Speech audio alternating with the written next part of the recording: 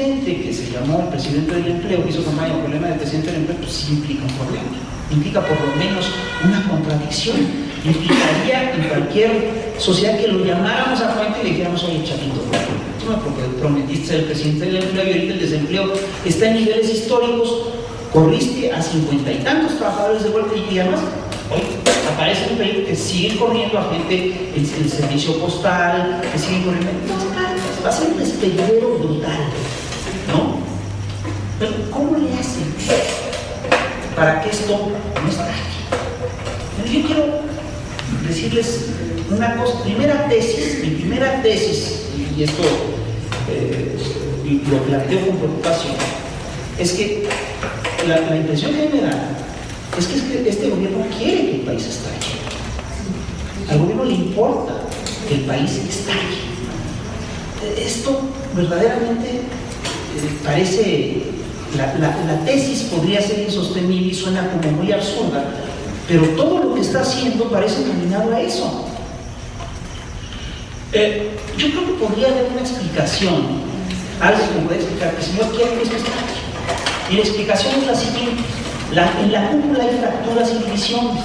El otro día Carlos Slim declara que en realidad no tienen problemas los empresarios con Calderón, que no hay una fisura. Eso quiere decir que hay una fisura. Y además te dice, y las discusiones que hubo fueron menores. Eso quiere decir que se pelearon. Es decir, traduciendo al español, eso quiere decir que discutieron y que se pelearon. Y yo estoy convencido de que Calderón cree que si hay estallido social y él reprime con mano dura, sobre todo si hay estallido social, se va a aglutinar otra vez el grupo de empresarios que lo puso en el poder.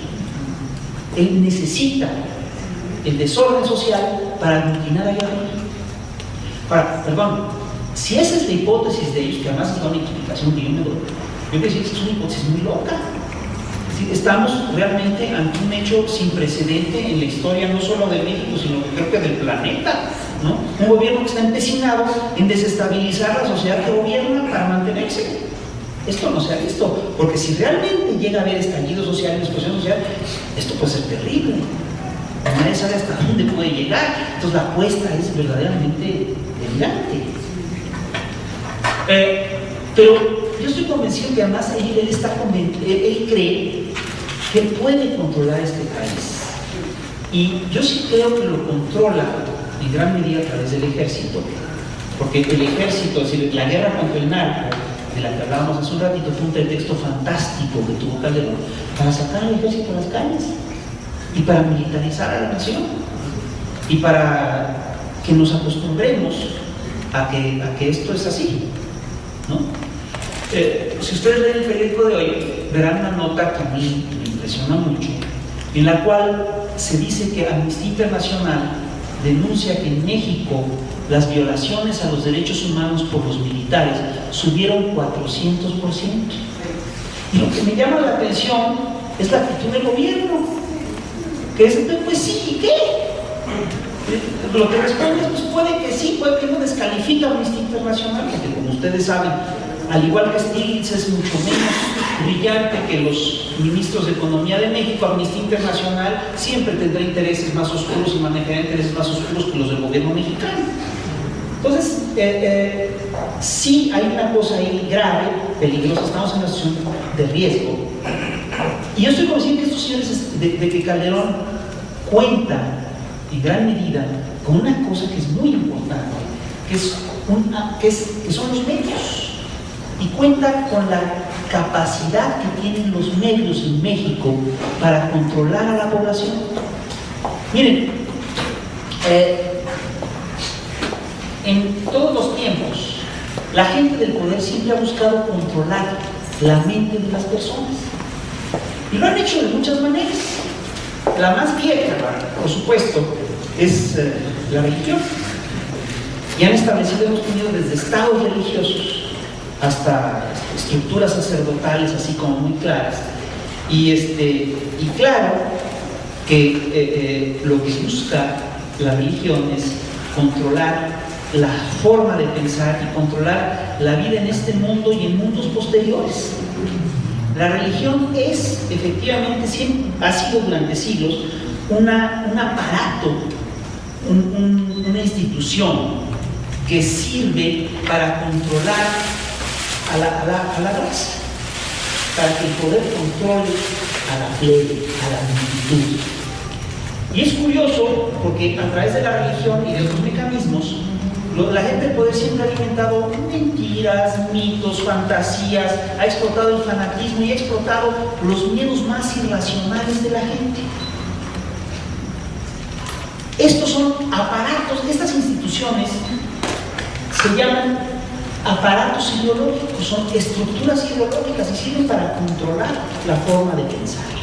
El peso de las estructuras ideológicas es muy grande. Les voy a poner un caso, es el caso de México.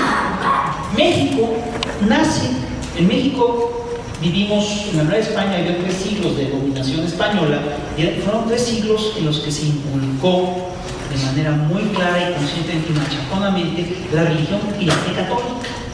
Entonces México se independiza de España, pero México nace como un país católico. Y la primera constitución dice que este es un país católico y que no se permitirá ninguna otra religión. Pero aquí empieza a ocurrir una cosa muy curiosa, porque resulta que los intereses del país se empiezan a contradecir con los intereses de la Iglesia. Entonces la Iglesia prefiere seguir y beneficiar los intereses del Vaticano que los intereses de la nación. Hay un conflicto entre los liberales y los conservadores, y es un conflicto muy curioso, porque los liberales mexicanos, contrariamente a lo que ha dicho la Iglesia a lo largo de los últimos 100 años, los liberales mexicanos, incluido Juárez, eran bien católicos, eran bien muchos incluso. Cuando Juárez toma la gobernatura de Oaxaca, su primer acto de gobierno es presidir una posesión. No se les olvide. Juárez, cuando en plena guerra de intervención, le encarga la enseñanza de sus hijos a uno de los pocos miembros del clero que no simpatizan con el ejército francés. Pero se lo encarga a un cura. Francisco Sarco era monje de la iglesia diario. Ignacio Ramírez es el único que no era mucho, que se decía que todos los demás se decían buenos católicos. Y el pleito que hubo en el siglo XIX entre liberales y conservadores era en muchos sentidos un pleito muy religioso. Porque los conservadores se decían los bastiones de la fe católica. Y lo que decían los liberales es que los conservadores defendían la fe católica por conveniencia. Decían que no defendían los valores de Cristo. Y los liberales básicamente lo que defendían eran los valores del cristianismo primitivo. Y fue un pleito que duró todo el siglo XIX, ¿no? Incluso es un pleito en el cual se divide al país. Y, bueno, es un pleito que llega al siglo XX, con la guerra cristera, ¿no? Y tiene con episodios violentos y sangrientos, etc. Este peso tienen los aparatos ideológicos en la gente. Tienen la capacidad incluso de crear guerras civiles. No es cualquier cosa. Para contrarrestar a la Iglesia, tanto en Europa como en México, se echó a andar un mecanismo muy simple, que es el mecanismo de la prensa.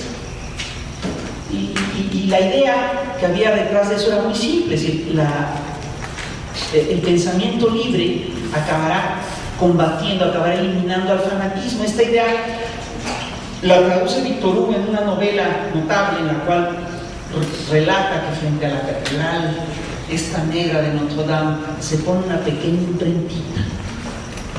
Víctor Hugo ve la imprenta y ve la catedral, es un changarrito chiquitito, y dice: miren, esto chiquito matará a aquello. La Iglesia, hablando con toda razón. La Iglesia efectivamente funcionó como un aparato ideológico emergente que buscó difundir ideas, y su gran arma era la prensa libre y era la libertad de expresión. Y a partir de estos aparatos se van creando instituciones de prensa en todo el planeta, sobre todo en Europa y también en México.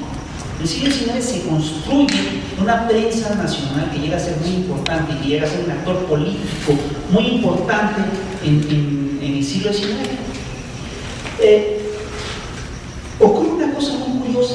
A medida que los mecanismos de la prensa se van sofisticando y que llegan nuevas tecnologías, etc., se va haciendo cada vez más difícil que la prensa pequeña compita con estas nuevas tecnologías, y se necesitan cada vez más capitales, cada vez más dinero para hacerse de un gran aparato de prensa.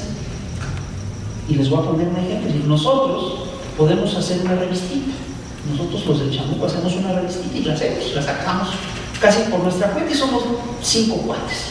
Nos echamos el boleto y la sacamos. Pero no podemos hacer una estación de radio.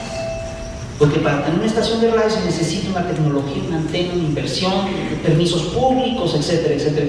Y mucho menos podemos hacer una red de televisión. Entonces, lo que hemos visto es que en unas cuantas manos se han ido concentrando los grandes consorcios mediáticos en México y en el mundo. Hoy en día se calcula que 2.000 familias manejan a grandes rasgos el grueso de la riqueza del planeta. El grueso de la riqueza de México la manejan menos de 100 personas. Posiblemente la manejan 30 personas. 30 capitanes de empresa manejan arriba del 24% del Producto Interno Bruto Nacional.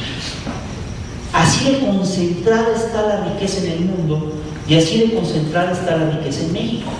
Bueno, yo quiero decirles que uno de los grandes bienes que tienen estas familias son los consorcios mediáticos. Y estas grandes familias son dueños de casi todos los consorcios mediáticos del planeta. Estas 2.000 familias son dueños de casi todos los consorcios mediáticos del planeta. En América Latina nosotros vamos a ver una pauta muy clara. Nos vamos a ver que en Brasil hay una cadena que se llama O Globo, que tiene radio, televisión, periódicos, revistas y que controla una parte importante de la opinión pública brasileña. Lo mismo ocurre en Venezuela con el Grupo Cisneros. Lo mismo ocurre en Colombia con la casa editorial El Tiempo, lo mismo ocurre en Argentina con el grupo El Clarín y lo mismo ocurre en México con Televisa y TV Azteca. En México, Televisa y TV Azteca controlan el grueso de las repetidoras de televisión abierta de este país, arriba del 90%. Creo que es el 95% de las repetidoras las tienen ellos. ¿Verdad que es un monopolio? Además, quiero decirles, no es un negocio pequeño, es un negocio de miles de millones de dólares. Y a ellos les interesa que el negocio no crezca, porque en la medida que el negocio no crezca, ellos van a poder conservar el business. En 2007, en 2008, Azcárraga Gallón y Salinas Pliego concentraban la publicidad televisiva del país. ¿Saben cuánto era? Era un total de 4.500 millones de dólares. 4.500 millones de dólares manejaban estos señores. ¿Verdad? Es un negocio, la verdad, muy jugoso. Ahora, ocurre una cosa muy curiosa, fíjense. Televisa controla el grueso de las emisiones televisivas del país, pero ¿qué creen? Emilio Azcárraga Gallón está solo. En el Consejo de Administración de Televisa están casi todos los grandes empresarios del país. O están ellos o están representados por una gente muy cercana. Si nosotros leemos la plantilla del Consejo de Administración de Televisa, encontraremos que ahí está, pues, Emilio Azcárraga Gallón, es lógico, pero también está Roberto Hernández, Pedro Aspe, Claudia X González, María Asunción Arango Zavala, Carlos Slim Domínguez, hijo de Carlos Slim del otro, Germán Larrea, Alberto Valleres, Fernando Senderos, Lorenzo Zambrano, están todos están ahí representados. Y qué casualidad, resulta que nunca se difunden noticias en esta televisión que afectan a estas personas, los intereses de estas personas. Entonces, por ejemplo, Germán Larrea, dueño del Grupo Minera México, tuvo un pleito con el sindicato, con etcétera, etcétera, y con pasta de conchas, y la televisión cubrió el asunto de una manera tan sesgada que en la televisión aparece Napoleón Gómez Urrutia como el peor de los villanos. Y quiero decirles, es un buen villano. Digo, no, a mí no me simpatiza Napoleón Gómez Urrutia, pero resulta que ahí aparece realmente como una hermanita de la caridad del Grupo Minero México. Y ahí sí, lo que podemos ver es que es un manejo, estamos ante un manejo muy sesgado, ¿no? Porque el Grupo Minero México se ha hecho cosas terribles. Entre otras cosas, ha dejado lo que ocurrió en Pasta de Conchos, es un accidente provocado por la voracidad de Minera México. Había un aparato que avisaba que había que librar los túneles y lo tapaban con un cucurucho para que no avisaran, para que los mineros siguieran trabajando en la mina, y eso provoca el estallido, provoca, en fin, provoca el hecatombe. Minera México nunca hace un solo esfuerzo